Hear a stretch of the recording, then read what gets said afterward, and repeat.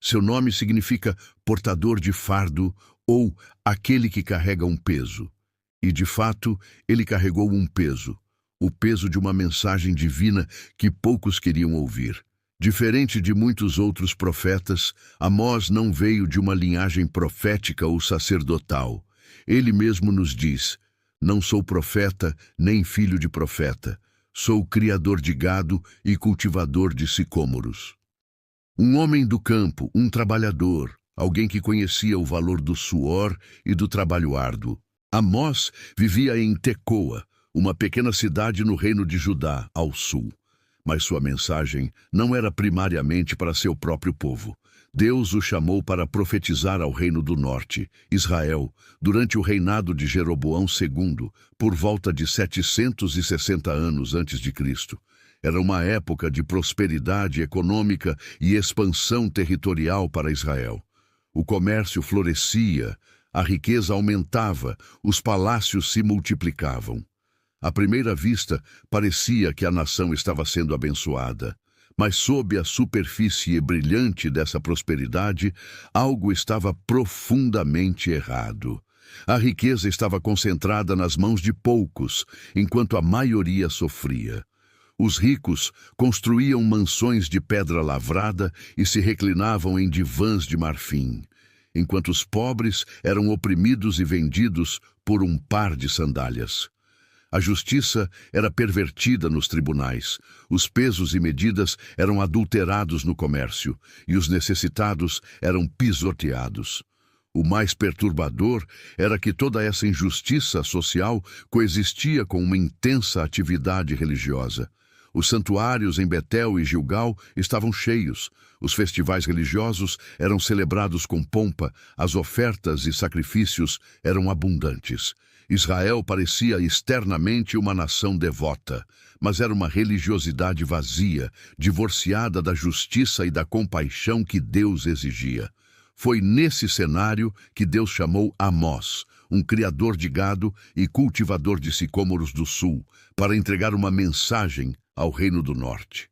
Imagine a cena: um homem simples com mãos calejadas e roupas de trabalhador, entrando nos sofisticados santuários de Betel, onde a elite religiosa e política se reunia.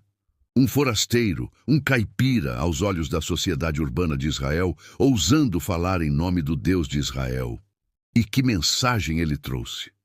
Amós começou de forma estratégica, pronunciando juízos contra as nações vizinhas de Israel: Damasco, Gaza, Tiro, Edom, Amon, Moabe e até mesmo Judá.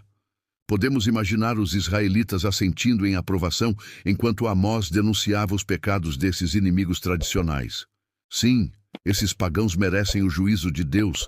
Finalmente alguém está falando a verdade. Mas então, quando tinha a atenção de todos, Amós voltou seu olhar profético para o próprio Israel. Assim diz o Senhor: por 3 transgressões de Israel e por 4 não retirarei o castigo. E seguiu-se uma lista detalhada das injustiças sociais, da opressão econômica, da corrupção judicial e da hipocrisia religiosa que infestavam a nação. A mensagem de Amós era como um prumo de pedreiro colocado contra uma parede torta, revelando o quanto Israel havia se desviado do padrão divino de justiça e retidão. Odeio, desprezo as vossas festas, diz o Senhor através de Amós, e não me deleito nas vossas assembleias solenes. Afasta de mim o estrépito dos teus cânticos, porque não ouvirei as melodias das tuas liras. Antes, corra o juízo como as águas e a justiça como o ribeiro perene. Essa mensagem não foi bem recebida, como podemos imaginar. Amazias, o sacerdote de Betel, confrontou Amós, acusando-o de conspiração contra o rei e ordenando-o a voltar para Judá. Vai-te, vidente, foge para a terra de Judá, come lá o teu pão e lá profetiza. Mas em Betel não profetizarás mais, porque é o santuário do rei e templo do reino. A resposta de Amós revela tanto sua humildade quanto sua coragem inabalável. Não sou profeta nem filho de profeta. Sou criador de gado e cultivador de sicômoros, mas o Senhor me tirou de após o gado e o Senhor me disse: vai, profetiza ao meu povo Israel. Em outras palavras, não estou fazendo isso por escolha própria ou por ambição. Estou aqui porque Deus me enviou e não posso fazer outra coisa senão obedecer. A mensagem central de Amós pode ser resumida em uma palavra: justiça. Não uma justiça abstrata ou meramente teológica, mas uma justiça prática, tangível, que se manifesta na forma como tratamos os mais vulneráveis da sociedade. Para Amós, a verdadeira espiritualidade não podia ser separada da justiça social. A adoração a Deus, que não se traduzia em tratamento justo ao próximo, era não apenas vazia, mas ofensiva a Deus. Essa mensagem era radical, então, e continua sendo hoje. Amós desafiou a noção confortável de que podemos estar certos com Deus enquanto ignoramos as injustiças ao nosso redor. Ele expôs a hipocrisia de uma religiosidade que se contenta com rituais e canções enquanto fecha os olhos para a opressão e a desigualdade. Mas a mensagem de Amós não era apenas de juízo. Como muitos profetas, ele também trazia uma palavra de esperança. Após anunciar o juízo iminente, Amós conclui seu livro com uma promessa de restauração.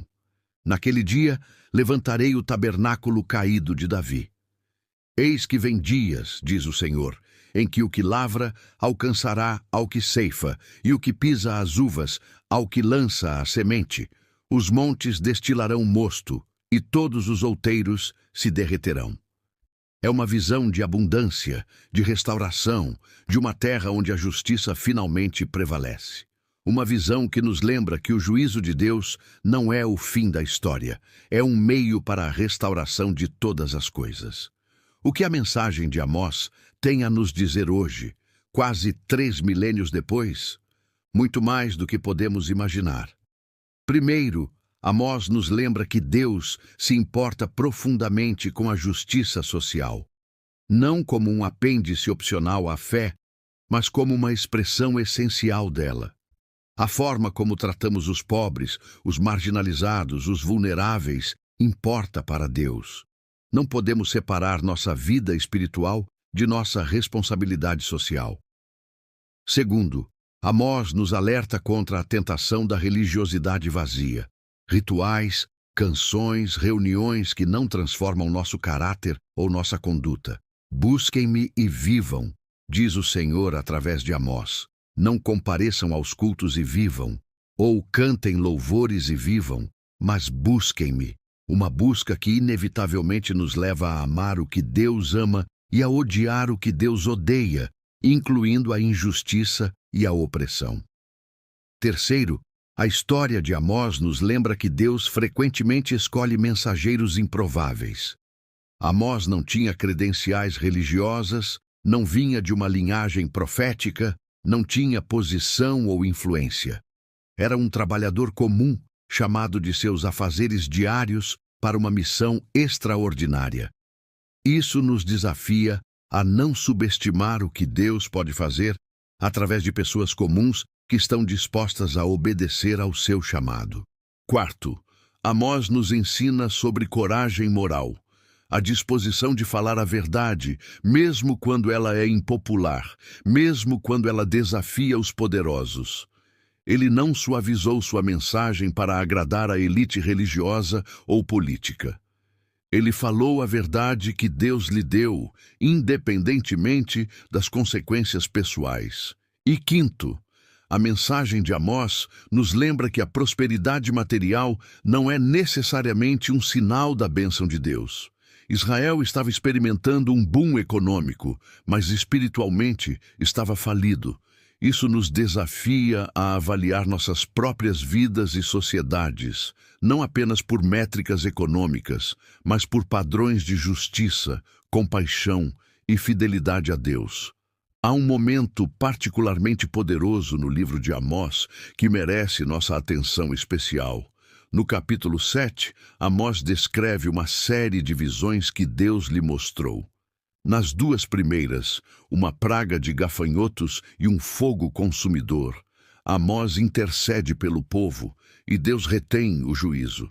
Mas na terceira visão, Deus mostra a Amós um prumo de pedreiro, uma ferramenta usada para verificar se uma parede está reta. Eis que o Senhor estava sobre um muro levantado a prumo, e tinha um prumo na mão. O Senhor me disse: Que vês tu, Amós? Respondi: Um prumo.